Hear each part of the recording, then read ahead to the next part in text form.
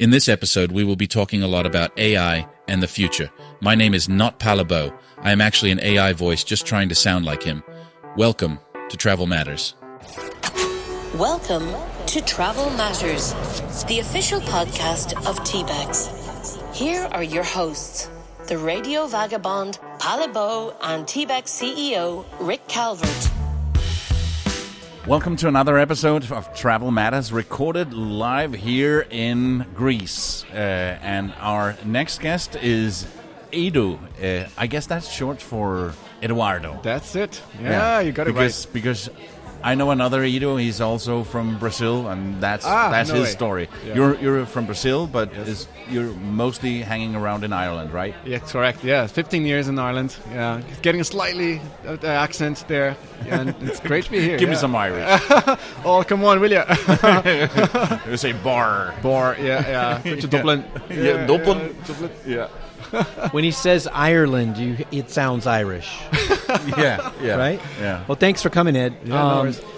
How many TBEXs have you been to now? That's 4. That's the Four. fourth one. Yeah. So your first one was in Dublin, right? I was in Dublin as a lurker, just watching. And then Killarney was the one I was speaking. Oh, yeah. We did the summit, which was awesome. Yeah, it was amazing. Oh, my God. That QK castle, yeah, it got so many emotions there because I did a drone shot inside the room, inside the actual suite we were staying. Really? And they're like, how did you get this shot? Because it's showing like the lights, like the big lamps upstairs. They're like, how did you get it? I was like, well, I flew a drone inside my room because the ceiling was super high. And now you would do it with the Insta360. Exactly. That would be the 360 and you would get away with that. Yeah. I get that all the time with my Insta360 when I post something. Oh, you finally got a drone. Say, no. Yeah, that's it, right? Yeah. That'll be the magic. So I put Ed on the spot this morning because he was doing a session about community.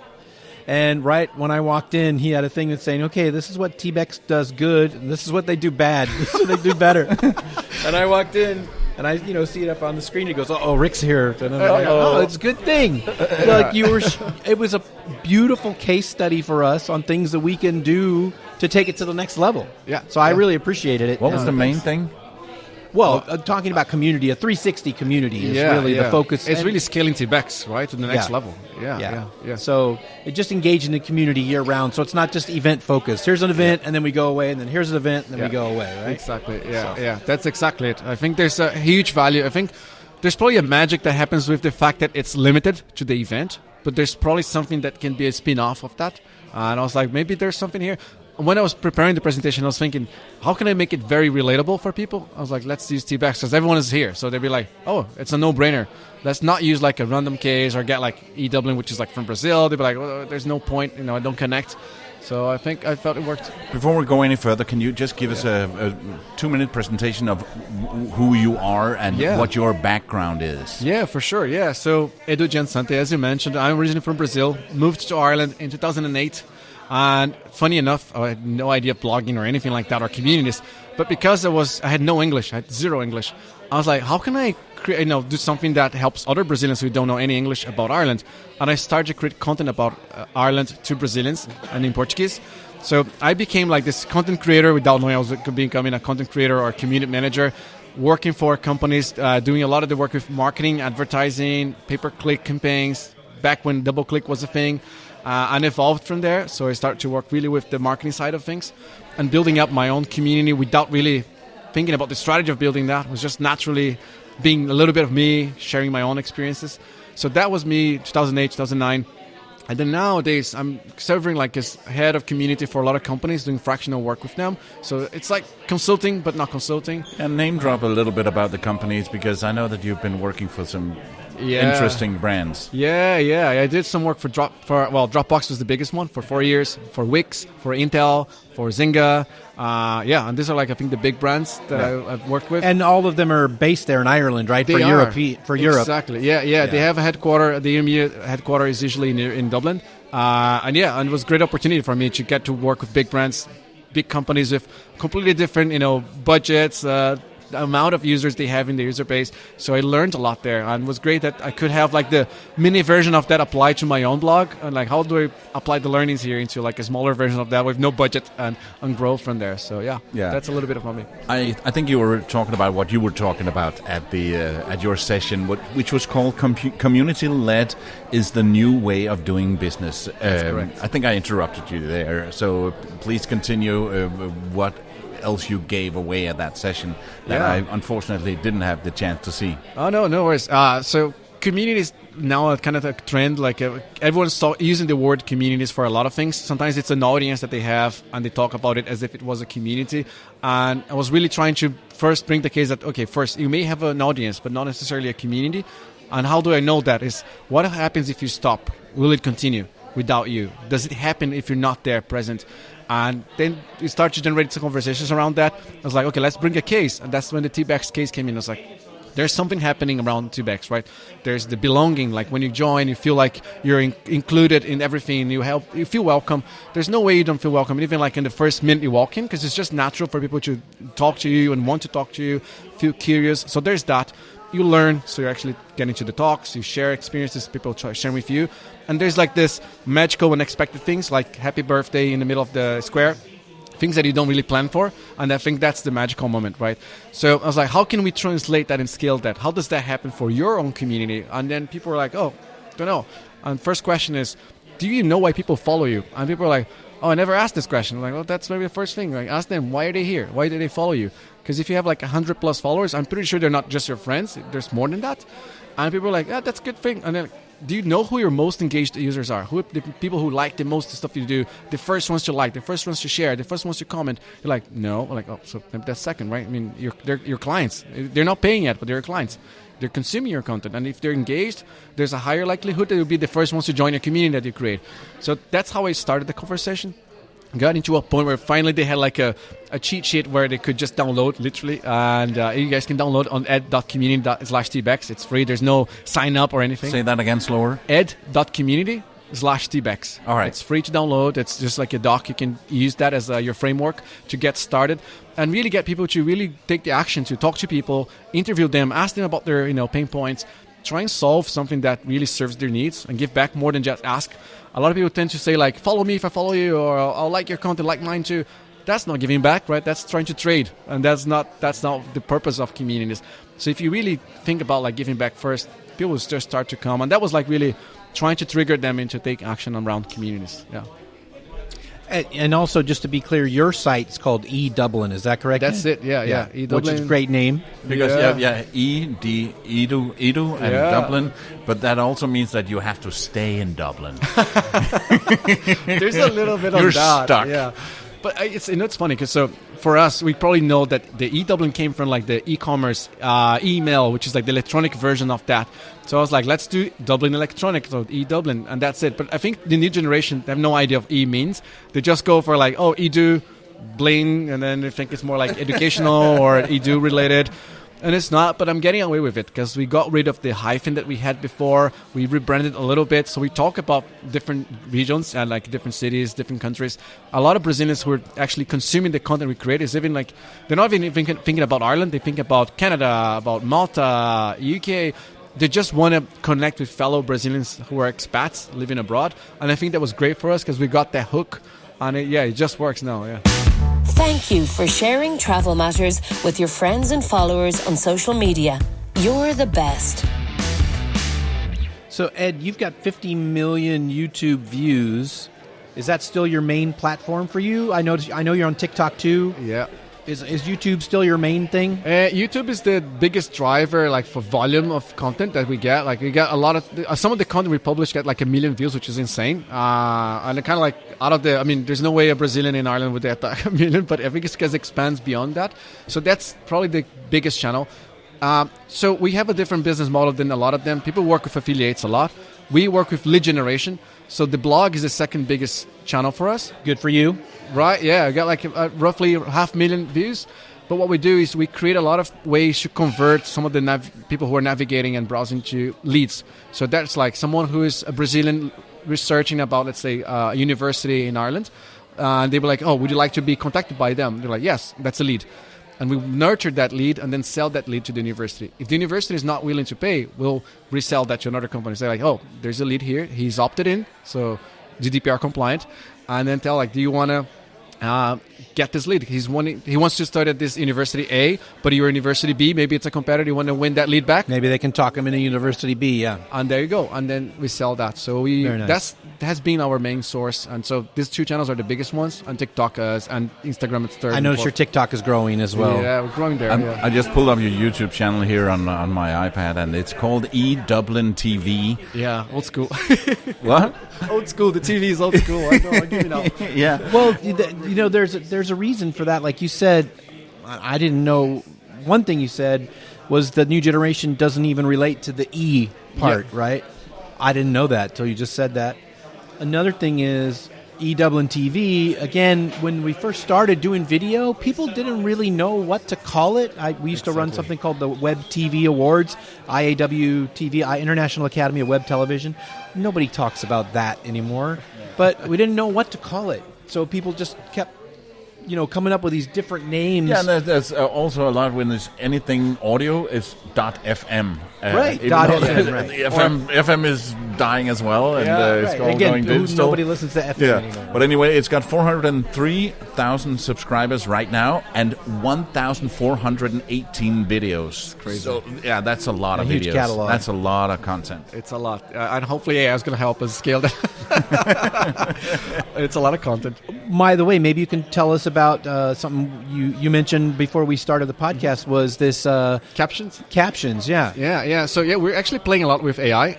I feel it's a big thing, and you're right, like when you gave it the keynote there, it's something we should be bullish about. Absolutely. Not be scared. We have to embrace it. Totally. We have to start using it. And I think people don't realize, like, AI is really in everything we do. Even Google Maps, when you search for something, AI is there behind the scenes to help you get to the right information that resonates to you. Yeah. I think people just get scared. Yeah. But let's just, because that captions, you said that you did a video where you were speaking Portuguese, Yes. your native language.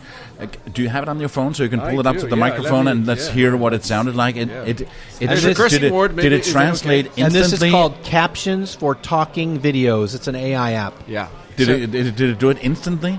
So it's instant. So the way it works is you record a video in your native language, but English, right? And then you upload into this app. You take maybe 3 minutes to upload. And then once it uploads, it will identify the language you're speaking in. And then we'll create a new version of that with a dubbed version of your voice that sounds like yours. And the same almost emphasis at the same... Yeah, and fit your lips. You will try and... yeah. I don't think the lips is great yet. But No. the most important part is that it gives the emphasis on the right words. Which So is, I I didn't. think- I'm sorry. I didn't know. I didn't pick up that part. So it's also changing the way your mouth moves to make it look like you're speaking English. Not the mouth yet. Okay. No, Okay. that part is Because not I'm saying there. it looked No. like you're No, that speaking would be- Portuguese. That would be Yeah. crazy. But here's the other thing that I That's use. not far away. That's not at all. Because there's another app that Adobe has. I've actually NVIDIA And has Adobe one that, Premiere that makes too. your eye look at the camera all the time, so Yes. you could actually read Oh, cool. a piece of content like on a video. Let's just hear a little bit of it. If you can put it up let to me the play microphone. here. Ellen went to the bathroom, the cocktails arrived, I ordered a caipirinha, and I don't know, it's not the color of a caipirinha, right? It's yellow and it's lemon. Let's see. So in this, what you just heard, Ed is speaking Portuguese, but he uploaded to captions. It translates it to English in his own voice, and it writes a caption across the video. And does it mimic the tone of your voice? So it mimics the emphasis. So if when I said like I'm drinking caipirinha, and like I was really like on the relaxed tone, and the voice was like I'm drinking caipirinha, like Yeah. very relaxed as well. But does it automatically know that you're a guy? And if It you're knows it's a woman? male voice. So here's one thing that this doesn't do well yet. So I was talking, and then Helen, my fiancée, spoke at the same time, and then it would capture it all with like a male voice. It Okay. wouldn't, like recognize, there's a female voice now coming into play. Give it another 6 months. Exactly. Plus, who would? I mean, if we were to pay, with all respect to our translators and people working on localization of content, that's like €9 per month. So it's too. That's the and thing, Pally. You're a infinite scale. podcaster. To transcribe your podcast used to be a really, really expensive thing to do. Unless you got a massive audience. Yeah, it was too expensive. I'm For a lot beta of tester podcasters. on the Hindenburg Journalist Pro new version, and it transcribes as well. And then you can just edit the text, and it edits the. So it's not perfect, but it's definitely a big help. And I also found a website, an AI that can clone my voice. I uploaded a little bit of my voice. It's not perfect, but again, give it 6 months. It can only get better. Yeah.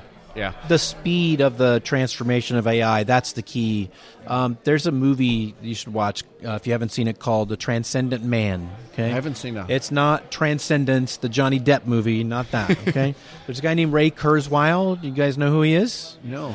So he's a futurist. Ray Kurzweil invented the Kurzweil piano, which was the best-sounding electronic piano when he invented it. Yeah. And he invented the flatbed scanner. He actually invented that so blind people could read. That's why he invented the scanner. But he's a futurist. He's always predicting the future. Oh yeah. And he predicted about 7 or 8 years ago that in 20 years AI would be fully integrated with humans. That we would have chips embedded in our bodies. And when did he predict that? In 20 years, 7 years ago. My God. So about 13 years away. Wow. And his lifetime goal, his dad was an accomplished musician and he died when he was very young. Kurzweil's lifetime goal is to reincarnate his dad digitally. He's got all of his dad's music, he's got letters from his dad, and he wants to input that in the computer and create a virtual version of his dad so he can talk to his dad. Wow. And anyway, in the movie, he's predicting this is going to happen in 20 years. All the other guys that are in the space are saying, no, it's going to be 50 years, it's going to be 100 years. And they're arguing a little bit about, is it going to be utopia? Is it going to make the world, peaceful and we're all going to love each other? Or is it going to be the end of the world? Most of them think it's the end of the world. Yeah. When this happens, it's over for us. So, what's it called again? Transcendent Man. The Transcendent Man. It's amazing, and I really think they should do a new version now because Ray Kurzweil was correct about a lot more than he was wrong. Yeah. And it's happening again. As I said this morning, in the last 3 months, AI has taken gigantic leaps. Yeah. And that's going to continue to happen. What we didn't talk about today, I heard Michio Kaku, another astrophysicist guy, talking about quantum computing, which is also happening. Yeah. So when quantum computing gets to the level that it needs to be, AI, it will enable AI to take, again, that next quantum leap forward. Yeah. So quantum computing is when we move from computer chips to atoms for computing. They're actively working on that all around the world. It's going to happen. It's just a matter of time. And then you're going to have like the Star Trek computer. Right? So you say, computer, do this for me, and it'll happen. Yeah. And that makes total sense because if you think about today, there's an app called Be My Eyes. So people with disability, they can use that. So other humans can help them. AI can help, right? So if you have AI, you essentially have an AI that will read the information for you, be your eyes. So you don't need to rely on humans. And that's a good use of this. Or having access to doctors that are like AI, really, because it's all about the information, right? Yes. You go to a GP today, I mean, with all the respect to them, my first 2 questions they ask is like, do you smoke, do you drink, have you had this, have you had that? These are like yes or no questions. Almost like decision tree. It's not even AI based. Yeah. Plus, they could have historical information about you. And, have a scale that like of a gazillion doctors, so that would help you a lot. So there's a lot on that. And I think there's something really important that, I mean, people argue you could use that for bad, right? So deep fake and all of this. Absolutely. But it's just like any tool. You can use a hammer to smash things, or you can use a hammer to build things. Exactly that. Yeah, I was telling to my friends, like, you have a car. You learn for 8 hours. Maybe half of that 8 hours is theory, and then a little bit of practical lessons. How to drive a machine that has like a ton that goes up to 200 kilometers, which is like maybe 150 miles per hour. Yeah. And you can hammer that anywhere because that's just a machine that can go. It is not tied to a track. That's just it's probably worse than any AI. I mean, that's more dangerous. And yet people drive that and normalize this. Driving cars is just normal. We fly in planes. We take it for granted. We're in the sky. Yeah, we're flying. We're like thinking exactly. So I think people really don't. They have to normalize it more. So the more they get access to the information, the more they will normalize and be like, yeah, that's just what it is. It's normal. It will help us. Can be used for harm, just like a car, just like any scam, like WhatsApp, right? I mean, how many scams people get through? That's it. The tool internet is there. It's the same. There's so many comparisons and the technology that's happened in our lifetime. Again, the cell phone, or even the switch from a push-button phone to a touchscreen phone. Exactly. I said this morning, BlackBerry thought the iPhone was a hoax. Yeah. And crazy. obviously they were wrong. And then I heard that what's been invented in the last 30 years, equally as much will be invented in the next 5 years. It's just mind blowing. I was just talking to someone the other day. This guy I mentioned to you, a guy who used to work for Facebook, who said that, and I'm forgetting the name of the law. I think it's not Godwin's law, but there's a law that computers Moore's law. Thank you. Get faster and faster. Oh yeah. And that an innovation accelerates. That's actually slowing down a little bit now.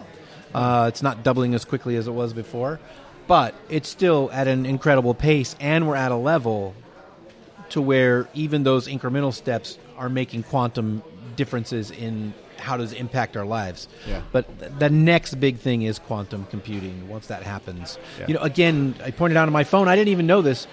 The computer in your cell phone is a fraction of your phone. The rest of it is just battery, Yeah. right? And storage to keep things cool and to make. I mean, the part of the computer that actually powers your phone is a tiny part of your phone. Mm-hmm. Yeah. That's how small the devices are now. Yeah. Right. Yeah, So- and that's you're right, because you have quantum computing, you have 5G, so internet speed is going to be way faster. Yeah. You have like this tiny size equipment in your hands that can produce amounts of processing More power. knowledge than all of human history. In your hands. and more computer power than the NASA computer that sent people to the moon. It's crazy. So here's a thing. Here's a potential scenario for AI. So one of a human advantages is that it takes a fraction of the amount of energy for us as a human to learn something new. AI takes a massive amount of power. Yeah. Their energy they get from electricity, we get from obviously food. So what if AI gets smart enough to say, okay, I need to learn more, but to do that I need more power. Yeah. It shuts down the power grid in a major city so it can get more power for itself. Mm-hmm. I mean, that is a logical thing for somebody to do. You're starving, you need food. There's only one, sandwich to eat. I hit you in the head and I take your food. Yeah. That's what AI will do. Yeah, that's crazy, isn't it? That's the kind of thing we have to protect ourselves from. I have a question for you guys, because there's a plugin from TripAdvisor, I think it's in beta on ChatGPT, where you can ask ChatGPT, okay, here, like I'm a couple, young 40s, like early 40s, we're traveling to the US and going to be in this and this city. What are your suggestions, recommendations? We're like on a budget or whatever. This is the budget we have per day. It will give you amazing suggestions. You can tweak it just like ChatGPT, but then with the plugin from TripAdvisor, you say, okay, now book it for me. And we'll do the bookings for you. Restaurants, hotels, everything for you. How do you see AI affecting the travel industry? And do you have like any best or things you'd like to test? For me? Yeah, well, for you both. Oh my goodness. Before you answered that, Yeah. let me just give you an example. I was in Australia recently and in Melbourne about to do a 2-day trip of the Great Ocean Road. So I said to ChatGPT, can you give me a suggestion for an itinerary and make a list of different viewpoints and suggest where I should spend the night, where I should have lunch, and give me an itinerary. It was perfect. I used it to every single step of it and added a few more there when I saw something interesting. But it just came instantly. But then the thing about, would you like to book a table? Would you like to make a reservation? That is interesting. I never thought of that. Well, I mean, there's so many obvious things where you can ask AI to make recommendations to you based on the other things that you like. Yeah. Like, where do I want to travel to in the first place? If I think Kalamata is the most beautiful place in the world, AI can tell me, oh, well, this place, and this place are just like Kalamata. You should go there too. Yeah. Right? I love olives, or even I love the spices in Greek food because, oh, well, this food is very similar to Greek food. Maybe you should try this, right? I hate fish. Well, okay, go to these places. They serve meat. Yeah. I mean, there's so many, and it can get very, very, very granular, just like if you're listening to Spotify, it recommends songs to you, or any other algorithm like that. TikTok recommends videos to you. Yeah. And So you're saying that TripAdvisor has something in beta? I didn't know Yeah, they that. have this plugin in beta. I think it's probably something you can get your hands on. Yeah. If you're like, hey, I'm from the industry, you're probably going to be able to get access to it. Yeah. There are other tools like OpenTable, I think, as well, for bookings, Right. Restaurants. And it's crazy. Like, it's to your point. Like, my challenge that I'm seeing now is there are creators who are creating amazing content, but usually there's a lot of friction to get to the point where you want, right? So the questions you're asking, but I hate fish. If you're on a blog, someone's blog, you'd be like, how do I find a post about people who hate fish? And Right. how do I tweak that, right? And that's what Google's supposed to try to do. But I mean, again, this is a next level above what Google does. Yeah, exactly. And that's it could be challenging for the travel industry where creators are like, okay, how do I continue to be competitive in a sense? Like, use that in my favor, but not necessarily just cannibalize my own thing. You nailed it. To use it in your favor, to use the tool to make sure that you're still competitive. Yeah. And as long as we're ahead of the curve and we understand how the tools work and we know how to use them, then they're not going to harm us. They're going to help us. Yeah. They're going to help us be more creative, make more money, have more freedom, spend less time. That's the thing that we have to do. And as a full-time traveler, I spent a lot of hours booking transportation, finding a place to stay, and if there's an AI that could learn what my preferences are, and I'm sure there is, and I'm just not using it yet, that would save a lot for me that I could spend on doing something more interesting. Yeah, that's for sure. Yeah. I'm pretty sure we all have that. Like maybe 80% of questions that you get on your blogs, like DMs, are probably the same questions, just asked differently. Yes. If you have an AI to help you, like, I mean, there's no need for you to be interacting there. No. There's a point where you may want to interact, maybe want to get a feeling for that person and maybe invite them to something, but that's exactly it. Like, it will help you scale the work you do. And there's probably one thing that AI would not do yet, which is like that gut feeling, or that one thing that I kind of feel I'm sensing you doing this or that. Right. It's not human. The eye touch, like you're like, oh, that's what you're doing. That's thing. I like this guy. He's a likable person. Like, how they can AI when you talk to a friend about movies that you like, right? Yeah. And then I tell you, I like Pulp Fiction, for example, or I like Quentin Tarantino movies or something, and you're like, oh, have you ever seen something? Yeah. That's your perspective. Pale might say, oh, have you ever seen? He's got a different perspective than you, so that's something. Yeah. That's going to be more difficult for AI to do. Again, I think all those things in time, AI overcomes those. Yeah. But we're not there yet. Yeah. And I think you're probably a step ahead without being a step ahead, but already by default, because things like TBEX can AI produce something like this? Like the magical moments, like can AI go convince the singer of the band, like, can you sing Happy Birthday to my friend? Right. I don't think AI would do that. Right. That offline element, it was far. Do you reckon it is? Yeah. I don't see why not. It's something. Yeah. It could maybe like. I mean, an AI version would be like, okay, you're throwing like a command and then the band would like automatically play, but then I don't think there would be like the joy of the surprise or the, I don't know. Exactly. It's a human-to-human connection. Yeah. That's the whole reason we're at an event in the first place. I've been telling people this for years because I've been in online communities for a long time. I've played MMOs, multiplayer online games. Yeah. But all of them, I don't anymore because I don't have any time, but all of them end up having meetups and conventions because the people that you play with online, you want to meet in person. I always tell people the goal of online dating is to meet in person. Exactly. And so when we are all traveling the world and we're isolated in our own space, we want to meet people like us. We want to. Just talking to you now, I can see you smiling. You're looking at me. Your eyes are bright, right? It's different if I'm talking to you on the phone. It's different for sure if we're in a chat. It's not the same. Yeah. When you get tipsy in a bar and then you just open up about something and you wouldn't open up, right? Yes. You're like, you know what? I'm struggling with this. And that vulnerability is something that's probably going to be really hard to capture. And we're all in pain to together the next day. We have a common experience. You said he's smiling, but is he really, or is it just an AI filter he's got? The AI screen in front of his face that makes you think he's smiling. Yeah. I think we all agree creators should embrace it. It's the same as to say, oh, I'm not going to be on TikTok because I'm on Instagram. It's there, and you could put the cat back in the bag. And you cannot.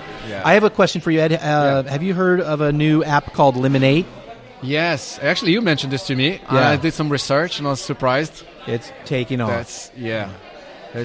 So I mentioned it to you yesterday. Yes, you mentioned it to me. Oh, because Helen knows. Yes, yeah. She works at TikTok, and she's all over it already because, it's a TikTok thing. It's a ByteDance thing. Yeah. I think it might not be available everywhere because I tried to download the app and I couldn't find it in my app store that's connected to my Danish. So I'm not even if I switch to the VPN, but I'm sure it's rolling out. So by the time people listen to this, I'm sure it's available. But I tried to find it when we were talking about it the other day. Ed, I'll put you on the spot. You told us how to improve TBEX. What's your favorite thing about TBEX? Oh man, I think it's no brainer that it's the people around here. It's more than just the people. I'll go a little level deeper. When I walk in and I see people faces that I know and I recognize, and people recognize me back, I think that's something that's really hard to get. I mean, when was the last time we met? Was 2018? Yeah. In Strava. I'm like, there's Rick, longer hair, looking good. And then Ed's looking thinner. I'm looking good. Yeah. See him swimming at the sea. I'm like, dude, it's cold. And he's like, bah, don't care. Swimming. And that's it. Like, I think that's what it's really hard to replicate. There's no way we can replicate that. And when I see faces, I'm like, man, it's been 5 years, 4 years since we last saw.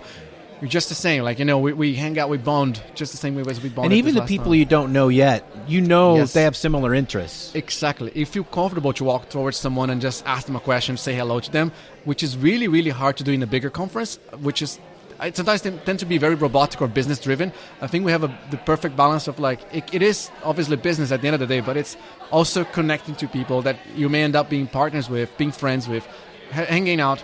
And God knows, maybe in 5 years' time, you just create content together. Michael from Travel Media was the same. Like, we connected like 5 years ago or so at the TBEX in Killarney. And then I struggled in somewhere in, I think it was in Czech Republic, and I was, before getting to Ostrava. And he was like, Ed, I have a place for you to sleep in Prague. Hit me up. I was like, man, it's been 4 years, this guy, haven't heard from me, and he cares about me. That's great. So that's it. Like, I think that's the one thing that I like the most about TBEX. Well, Ed, thank you for coming on the podcast. I have one final question. Pally started one more thing. Thanks, yeah. You, Encore. after living that many years in Dublin, Ireland, have you learned to appreciate a good Guinness? Man, yes. And you know what the good Guinness is coming from? It's the filthy pipes that they have in the old pubs. So you go to like the oldest pub that you have there in the city, which is usually like 200 years old, 500 years old. It's quite old. And you go like to this back part of the pub where there's like the filthiest pipe, like the dirtiest that you can get. Ask them to pour a pint of Guinness for you. And they have to do it the right way. Do it 80%, let it set for 2 minutes, and then top it off. So it's totally black and totally white. It's beautiful. Exactly. Every time someone pours the full pint of Guinness, a dolphin is hit by jet ski in Nigeria. So make sure that you pour it properly. What was that? What was that? Say that again. Every time you pour a bad pint of Guinness, a dolphin is hit by a jet ski in south of Malaysia. So you have to make sure that you do it properly.